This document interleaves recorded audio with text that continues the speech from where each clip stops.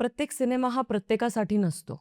काही असे सिनेमे असतात, जे आपल्यावरती एक वेगळीच छाप सोडून जातात. तर काही असे सिनेमे असतात, जे आज सकाळी जरी बघितले, तरी पुढच्या 3 तासानंतर आपण ते विसरून जातो. त्याचा फारसा असा प्रभाव आपल्या मनावरती किंवा आपल्या बुद्धीवरती किंवा आपल्या आयुष्यावरती अजिबात पडत नाही. अशाच वेगवेगळ्या पद्धतींच्या सिनेमांमध्ये फ्रेम नावाचा मराठी सिनेमा जो आहे, तो आपलं एक वेगळं स्थान निर्माण करण्यामध्ये यशस्वी होतो. कारण हा सिनेमा अत्यंत वेगळा आहे. जर का तुम्ही टीव्ही मालिका किंवा साधासुधा कंटेंट बघणाऱ्या व्यक्ती असाल, तर हा सिनेमा तुमच्याकरता नाही बनलेला आहे. हा सिनेमा तुम्हाला खूप जास्त पेशन्स चेक करणारा वाटू शकतो.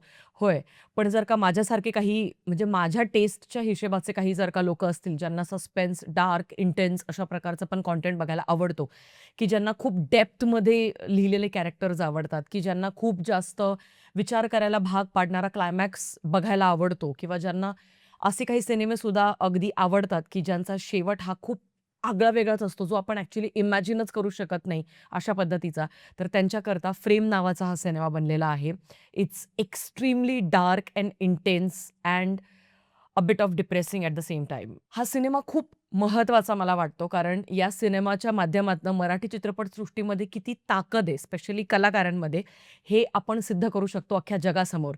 फ्रेम नावाचा हा सिनेमा झी5 वरती रिलीज झालेला आहे. 2021 मध्येच हा ॲक्चुअली रेडी झाला होता बिकॉज ज्यावेळेला मी त्याचं ते सर्टिफिकेट बघितलं सिनेमा सुरू होण्याच्या आधीचं, तर त्यावेळेला तिथे 2021 ही तारीख लिहिलेली होती. तर मग गेली 5 वर्ष हा सिनेमा का नाही रिलीज करण्यात आला, मला नाही कळली ती गोष्ट. But having said that guys, I think it's a must watch cinema. मी तुम्हाला वन सेंटेन्स व्हर्डिक्ट देतीये.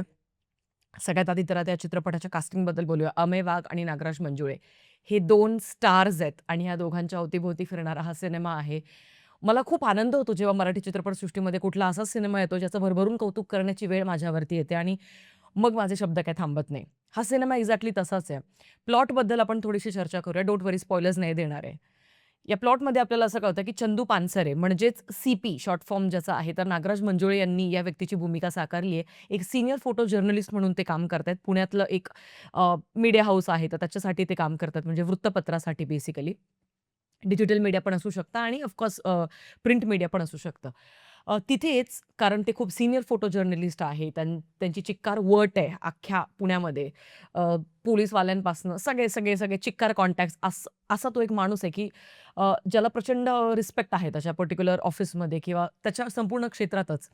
तर याच व्यक्तीच्या अंडर एक ज्युनियर फोटो जर्नलिस्ट म्हणून अमेय वाघ हा जातो आणि अमेय वाघ हा आता शिकतोय म्हणजे ऑफकोर्स तरुण रक्त आहे. मग थोडासा तो चुलबुलपणा जो आपण म्हणतो ना, की तसा एकदम फंकी टाइपचा असा त्याचा स्वभाव आहे आणि एकदम ऑपोझिट आहेत दोघेही जण. कारण एकीकडे नागराज मंजुळेचं जे कॅरेक्टर आहे, तर ते एकदम सीरियस आहे लाईफमध्ये. कारण फार काही हसत पण नाही जास्त किंवा जेव्हा हसतोय तेव्हा फक्त हातात ग्लास असतो तेव्हाच तो हसतो माणूस. तर अशा पद्धतीचा नागराज मंजुळेचं कॅरेक्टर आहे आणि दुसरीकडे अमेय वाघ आहे, तो एकदम हॅपनिंग आहे. आयुष्याला खूप ऑप्टिमिस्टिक होऊन पाहतोय किंवा प्रत्येक गोष्टीकरता त्याचे काही वेगळे ओपिनियन्स आहेत, काही वेगळे पर्स्पेक्टिव्हज आहेत. मग इथेच 2 वेगवेगळ्या ओपिनियन्सचा ज्यावेळेला क्लॅश होतो, तर त्यावेळेला खूप मजा येते ते बघताना आपल्याला. तर हा फोटो जर्नलिस्ट जो आहे, ज्युनियर फोटो जर्नलिस्ट अमेय वाघ, हा नागराज मंजुळे यांच्याकडे जातोय शिकण्याकरता आणि त्याला तिथे नुकताच जॉब लागलाय आणि तो शिकतोय बऱ्याच सगळ्या गोष्टी. संपूर्ण चित्रपटामध्ये ज्या गोष्टी एक गुरु म्हणून नागराज मंजुळे ज्यावेळेला शिष्याला म्हणजेच अमेय वाघला ज्या गोष्टी सांगतायत, त्या इतक्या कणखर शब्दातली रायटिंग आहे ती, की हे फक्त मराठीत होऊ शकतं. बाकी अजून कुठल्या मला नाही वाटत याच्यामध्ये कुठल्या अजून भाषेमध्ये तशा पद्धतीचे विचार आपण लिहू शकतो. हे फक्त मराठीची ताकद आहे आणि ती आपल्याला इथे पाहायला मिळते अख्ख्या चित्रपटामध्ये. याच सगळ्या गोष्टींमध्ये एक अशी घटना घडते ज्यावेळेला महाराष्ट्राच्या आय थिंक दक्षिण महाराष्ट्रामध्ये एक थोडासा भूकंपाचा धक्का बसतो आणि तो नॉर्मल धक्क्यांपेक्षा खूप जास्त मोठा असतो. त्याच्यात अख्खं गावच अगदी उद्ध्वस्त होतं. त्याची स्टोरी कव्हर करायला हे दोघे जण जातात, पण वेगवेगळ्या वेळांमध्ये पोहोचतात तिथे. आणि मग तिथे जाऊन काय होतं, कोण कशा पद्धतीने कोणाची वरचढ होते, कोण हार मानतं, कशा पद्धतीने ह्या सगळ्या गोष्टी आहेत, हे आपल्याला बघता येणार आहे फ्रेम या चित्रपटामध्ये. तर मंडळी आपल्या चॅनलवरती जेवढे रिव्ह्यूज मी आतापर्यंत केलेले आहेत, त्या प्रत्येक रिव्ह्यूमध्ये मी त्या पर्टिक्युलर सिनेमामधले भलेही तो किती बकवास सिनेमा असू द्या किंवा किती चांगला सिनेमा असू द्या, पण माझी एक गोष्ट सातत्याने असते प्रत्येक रिव्ह्यूमध्ये, ती म्हणजे स्पेशल सीन्सला मेन्शन करणं. पहिल्यांदा असं होतंय, की ह्या चित्रपटामध्ये स्पेशल सीन्सच्या नावाखाली माझ्याकडे 15 ते 20 सीन्स आहेत. ज्याच्याबद्दल मी म्हणजे मी ज्यावेळेला लिहीत होते तेव्हाच मला कळलं, की अरे 15च्या पुढे चाललेत. मी हे पहिल्यांदा होतंय आणि त्याच्यामुळे मला त्या सीन्सबद्दल फार काही नाही बोलायचंय, तुमची मजा नाही घालवायची आहे. पण तरी पण मी 2 फक्त रेफरन्सेस तुम्हाला देईल आणि ते सगळ्यात कमाल रेफरन्सेस होते. पहिला रेफरन्स ज्यावेळेला अमेय वाघ आणि नागराज मंजुळे टू व्हीलरवरती जात असतात. कुठच्यातरी जागेवरनं ते निघाले जातात त्यावेळेला. तर एका विषयावरती दोघांचा डिबेट सुरू आहे. त्या डिबेटचा रेफरन्स अख्ख्या चित्रपटामध्ये कशा पद्धतीने पेरलाय, ही असते ब्रिलियंट रायटिंगची निशाणी. म्हणजे हेच पाहिजे असतं प्रत्येक सिनेफाईल व्यक्तीला. दुसरा एक रेफरन्स आहे ओह माय गॉड! म्हणजे ह्या रेफरन्समध्ये नागराज मंजुळे अमेय वाघला प्रशिक्षण देत असताना प्रशिक्षण म्हणजे काय असे शाळा, पाटी, वही, दप्तर, पुस्तक असं काहीच नाहीये. चालू, "ए चल पहिला दिवस इंटरव्ह्यूला आला, चल माझ्यासोबत चल." हा जो एक ऑरा आहे आणि त्या ऑरामध्ये ते घेऊन जात आहे साइटवरती फोटो काढायला अमेय वाघ आणि अजून 1-2 जण जे काही आलेले असतील. हे चालू रस्त्यामध्ये प्रशिक्षण द्यायचं काम चाललंय. तर इतके कमाल डायलॉग्स लिहिलेले आहेत म्हणजे यार काय काय बोलायचं ह्या डायलॉग्सबद्दलचं. म्हणजे एक असा डायलॉग जिथे नागराज मंजुळे अमेय वाघला असं म्हणतात, की "तू कधीही जा, कुठेही जा, तू भले सुट्टीवरती राहू दे, पण कॅमेरा तुझ्यासोबत सतत पाहिजे. At any cost." इतकं त्या प्रोफेशनमध्ये तुला घुसावं लागेल, जर तुला best of the best photo journalist व्हायचं असेल तर. आणि याचाच अजून एक रेफरन्स ज्यावेळेला नागराज मंजुळेवरती स्वतःवरती येतो, त्यावेळेला काय घडतं ऑफिसमध्ये प्री क्लायमॅक्सच्या वेळेला, ते तुम्ही एकदा बघून घ्या. आय थिंक बाप लेव्हलचे रेफरन्सेस, बाप पद्धतीने पेरलेले. मी खूप काळ गेला होता, की मी तेव्हापासून मराठीमध्ये अशा पद्धतीच्या ब्रिलियंट रायटिंग आणि ब्रिलियंट पर्स्पेक्टिव्हचे, ब्रिलियंट कॉन्सेप्टचे सिनेमे पाहिले नव्हते आणि त्यातलाच हा एक सिनेमा. मी आता एकूणच निशब्द आहे, पण तरीसुद्धा पॉझिटिव्ह ॲस्पेक्ट्सबद्दल बोलायचं झालं तर सगळ्यात पहिली गोष्ट सिनेमॅटोग्राफी. बिलीव्ह मी 5 वर्षांपूर्वीचा हा सिनेमा असून सुद्धा the way they have captured all these frames end everything it's just amazing. म्हणजे बियॉन्ड परफेक्शन ज्याला आपण म्हणतो, तशा पद्धतीचे त्यांनी सीन्स घेतलेले आहेत. जर का ते कॅफेमध्ये बसले, तर तो तो लेजिट आपल्याला फील होतो, की आपण त्या कॅफेमध्ये बसलेलो आहे. तुम्हाला एकही माणूस असा बावळटसारखा चिक्कार गर्दी आहे अख्ख्या चित्रपटामध्ये. असा बावळटसारखा कॅमेराकडे चुकून ती एक जी नजर फिरते बघा, जे एक ज्यांना फार काही एक्सपिरियन्स नसतो, अशा लोकांना ज्यावेळेला सिनेमामध्ये घेतलं जातं गर्दी दाखवण्याकरता, कुठेच नाही दिसणार. एकही चूक नाही दिसणार तुम्हाला चित्रपटामध्ये. क्लायमॅक्समध्ये ज्यावेळेला त्या भूकंपाच्या धक्क्याचे त्या गावाचे सगळे जे सीन्स दाखवलेले आहेत, ते तुमच्या अंगावरती शहारे आणण्यात यशस्वी होतात. अजून एक सीन आहे खूप मोठ्या हॉटेलमध्ये ज्यावेळेला नागराज मंजुळे मुग्धा गोडसेला भेटायला जातो. Oh my God! तो अख्खा सीन अख्ख्या चित्रपटाचा सगळ्यात स्पेशल सीन म्हणून आपण त्याला अगदी मोजू शकतो. ज्या लेव्हलला नागराज मंजुळेंनी ॲक्टिंग केलेली आहे. तोड नाहीये.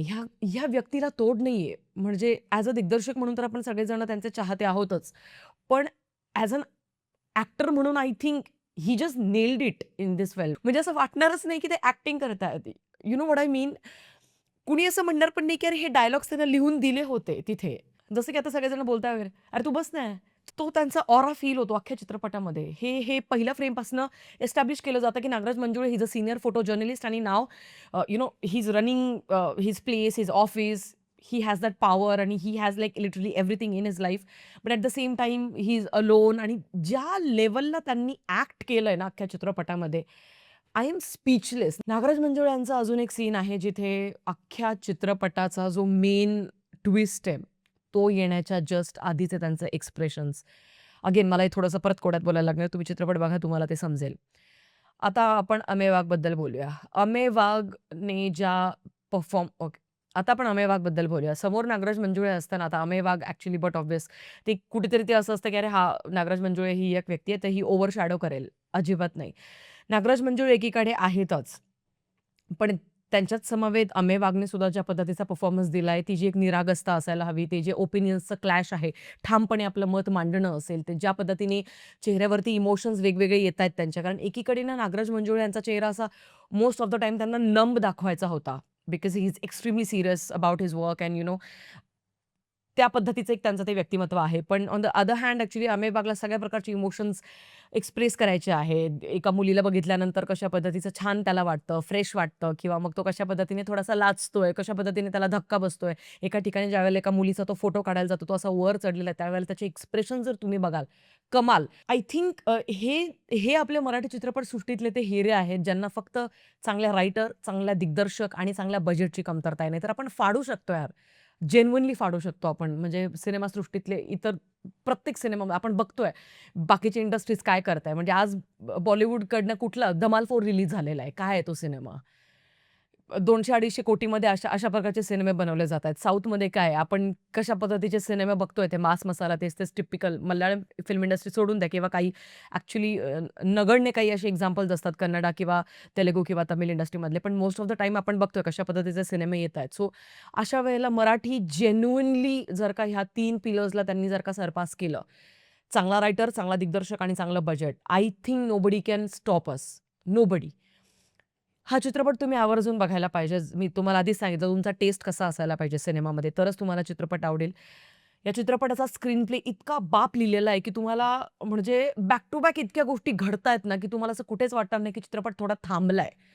कुठेच नाही वाटणार. हां, थोडासा एके ठिकाणी मला असं वाटलं, की अमे वाघ आणि तो जो एक मुलीचा जो अँगल आहे, तो ॲक्चुअली एवढा जास्त नाही जरी दाखवला असता, तरी काही चित्रपटाला फरक नसता पडला. चित्रपटाचा बीजीएम म्हणू नका, चित्रपटामध्ये ज्या पद्धतीने फ्रेम्स दाखवल्या गेलेल्या आहेत, फोटोग्राफर लोकांचं जे एक बॅकग्राऊंड दाखवण्याचा प्रयत्न केला आहे, how this media industry works and everything because I have already work there, so I know की ते कशा पद्धतीने इंडस्ट्री वर्क करते. पण एका नॉन मीडिया माणसाला हे कळण्याकरता, की कशा पद्धतीने ॲक्चुअली ह्या सगळ्या गोष्टी चालतात, हे त्यांनी खूप सुंदररित्या एक्सप्लेन केलंय अँड आय लव्हड इट. ओके, चित्रपटामध्ये एकच गोष्ट निगेटिव्ह आहे आणि ती म्हणजे या चित्रपटाचा क्लायमॅक्स यार. म्हणजे मला खूप हार्ट ब्रेकिंग मोमेंट होता तो ॲक्चुअली चित्रपट बघत असताना. But somewhere I feel it was a circle जिथनं सुरू झाला होता चित्रपट तशाच पद्धतीने तो असा संपतो. पण ते थोडंसं अनपेक्षित होतं आणि पचायला थोडं जड जातं. अजूनही डोक्यात तेच सगळं चालू आहे. तर या चित्रपटाचा इम्पॅक्ट राहील आता माझ्या मनावरती बराच काळ आणि I crave for such cinema. I crave for such stories actually. अशा पद्धतीने जर का तुम्ही स्टोरीज ह्या सगळ्या गोष्टी जर का प्रेझेंट केल्या तर बट ऑब्व्हियस मराठी सिनेमासृष्टीतले सगळे प्रेक्षक तुम्हा सगळ्यांना तितकंच प्रेम देतील. ते वरण-भात, तूप, लोणचं, कढीपत्ता, लसूण, वांगं, गवार, मेथी हे प्लीज याच्यातनं बाहेर पडा. अशा पद्धतीचे आर्टिस्टिक सिनेमे बनवा, ज्याच्यामध्ये काहीतरी आपल्याला त्याचा इम्पॅक्ट राहील डोक्यावरती. सिनेमा संपलाय आता तरीसुद्धा. तर मी फ्रेम या चित्रपटाला देईल 4.5 stars out of 5 and I feel it was like another masterpiece from Marathi industry in 2026. हा होता माझा रिव्ह्यू फ्रेम या चित्रपटाबद्दलचा. जर काहीच घट्ट असेल तरच हा सिनेमा बघा. भेटूया पुढच्या व्हिडिओमध्ये. तोपर्यंत काळजी घ्या. Peace out.